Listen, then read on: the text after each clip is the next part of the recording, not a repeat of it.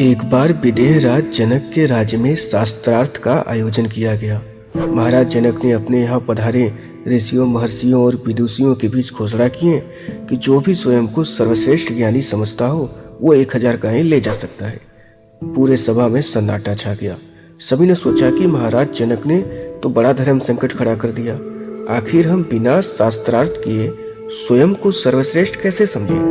काफी देर बाद जब कोई आगे नहीं आया तब महर्षि याज्ञवल्क्य ने अपने शिष्यों को आदेश दिए कि इन गायों को अपने आश्रम की ओर हाँक ले चलो। इतना सुनते ही सब ऋषियों ने बारी बारी से महर्षि याज्ञवल्क्य जी से शास्त्रार्थ किए और महर्षि याज्ञवल्क्य ने सभी के प्रश्नों का उत्तर दिया। अंत में याज्ञवल्क्य जी से शास्त्रार्थ करने के लिए गार्गी उठी और उन्होंने पूछा कि हे ऋषिवर, क्या आप स्वयं को सबसे बड़ा ज्ञानी मानते हैं, जिसकी वजह से आपने अपने शिष्यों को इन गायों को हाँकने का आदेश दे दिए।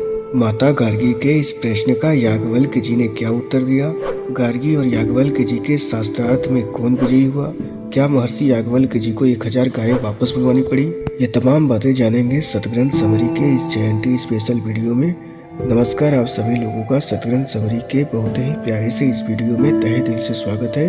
आप सभी लोगों को महर्षि याज्ञवल्क्य जन्मोत्सव की ढेर सारी शुभकामनाएं। माता गार्गी और महर्षि याज्ञवल्क्य जी के बीच का यह अमर संवाद बृहदारण्यक उपनिषद में वर्णित है। जैसा कि माता गार्गी याज्ञवल्क्य जी से पूछी कि क्या आप स्वयं को सर्वश्रेष्ठ ज्ञानी समझते हैं, जिसकी वजह से आपने अपने शिष्यों को इन गायों को हाँकने का आदेश दे दिए। महर्षि याज्ञवल्क्य ने कहा कि नहीं माता, मैं स्वयं को सर्वश्रेष्ठ ज्ञानी नहीं मानता। दरअसल इन गौ माताओं को देखकर मेरे मन में इनके प्रति मोह उत्पन्न हो गया, इसलिए मैंने ऐसा किया। माता गार्गी ने कहा कि इन सभी गायों को ले जाने के लिए आपका इनके प्रति मोह उत्पन्न होना योग्य कारण नहीं है। अतः यदि सभी सभासदों की आज्ञा हो तो मैं महर्षि जी से शास्त्रार्थ करनी चाहूंगी। सभी ने आज्ञा दिया और माता गार्गी और महर्षि याज्ञवल्क्य जी के बीच उस अमर संवाद का आरंभ हुआ जो बृहदारण्यक उपनिषद में संस्कृत भाषा के स्वर्णिम अक्षरों में अंकित है। माता गार्गी ने कई प्रश्न किया और महर्षि याज्ञवल्क्य हर प्रश्न का उत्तर देते गए। माता गार्गी महर्षि के हर उत्तर को प्रश्न में बदलती गई। उन्हीं प्रश्नों में से एक प्रश्न में माता गार्गी महर्षि याज्ञवल्क्य जी से पूछते हैं कि आत्मज्ञान के लिए ब्रह्मचर्य अनिवार्य है, परंतु आपकी तो स्वयं 2 पत्नियां हैं, अतः आप ब्रह्मचारी तो नहीं है। ऐसे में आप आत्मज्ञानी होने का क्या अनुचित उदाहरण नहीं प्रस्तुत कर रहे हैं महर्षि। याज्ञवल्क्य जी ने पूछा, ब्रह्मचारी कौन होता है गार्गी। माता गार्गी ने कहा, जो परम सत्य की खोज में निरंतर लीन रहे वही ब्रह्मचारी है। याज्ञवल्क्य जी ने पूछा, तो ऐसा क्यों लगता है कि गृहस्थ परम सत्य की खोज नहीं कर सकता। माता गार्गी ने कहा, विवाह तो बंधन है, अब जो स्वतंत्र ही नहीं है वह परम सत्य की खोज कैसे कर सकता है। याज्ञवल्क्य जी ने कहा, क्या विवाह बंधन है गार्गी। माता गार्गी ने कहा, निस्संदेह महर्षि। याज्ञवल्क्य जी ने पूछा, कैसे। माता गार्गी ने कहा, विवाह में पति को अपने पत्नी की और पत्नी को अपने पति का ध्यान रखना पड़ता है। मन हमेशा किसी न किसी चिंता में खोया रहता है और अगर संतान हो जाए तो उसकी चिंता अलग। ऐसे में मन सत्य को खोज करने के लिए मुक्त कहाँ है महर्षि। याज्ञवल्क्य जी ने पूछा, किसी की चिंता करना बंधन है या प्रेम। माता गार्गी ने कहा, प्रेम भी तो एक बंधन ही है महर्षि। याज्ञवल्क्य जी ने कहा, जब प्रेम सच्चा होता है तो वह मुक्त कर देता है, लेकिन जब प्रेम में स्वार्थ की भावना आ जाती है तो वह प्रेम अवश्य बंधन का कारण बनता है। समस्या प्रेम नहीं स्वार्थ है। माता गार्गी ने कहा, प्रेम सदा स्वार्थी ही होता है महर्षि।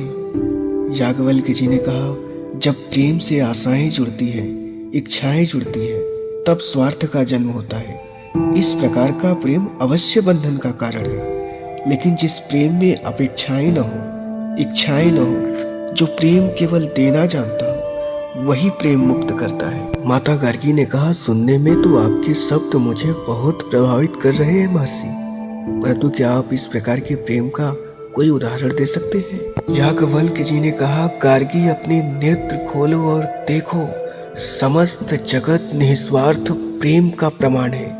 ये प्रकृति इस निस्वार्थ प्रेम का सबसे बड़ा उदाहरण है। जब सूर्य की किरणें पृथ्वी पर गिरती है तो जीवन प्रकट होता है। ये पृथ्वी कभी सूर्य से कुछ मांगती नहीं, वो तो केवल सूर्य के प्रेम में खिलना जानती है। सूर्य भी इस पृथ्वी पर अपना वर्चस्व स्थापित करने के लिए पृथ्वी को उष्मा नहीं देता और ना ही बदले में पृथ्वी से कुछ मांगता है। वो तो स्वयं को जलाकर संसार को जीवन देता है। यही निस्वार्थ प्रेम है गार्गी। हम सब उसी निस्वार्थ प्रेम के फल हैं। फिर सत्य को खोजने में कैसी बाधा। माता गार्गी महर्षि याज्ञवल्क्य के उत्तरों से संतुष्ट हो गईं और सभी सभासदों ने महर्षि याज्ञवल्क्य जी को सर्वश्रेष्ठ ज्ञानी मानते हुए उनको विजेता घोषित किया। अगर आपको ये वीडियो अच्छा लगा और आपके नेत्र अभी थके नहीं और आपके मोबाइल का डेटा अभी खत्म नहीं हुआ तो महर्षि परंपरा में आधुनिक काल के महर्षि दयानंद सरस्वती जी का वीडियो एक बार जरूर देखिएगा। यकीन मानिए आपको विश्वास हो जाएगा कि धरती पर महर्षियों ने अवतार लेना अभी बंद नहीं किया है। मैं सद्ग्रंथों का समरी लाता रहूंगा, प्रेम और शांति का गीत सुनाता रहूंगा। धन्यवाद।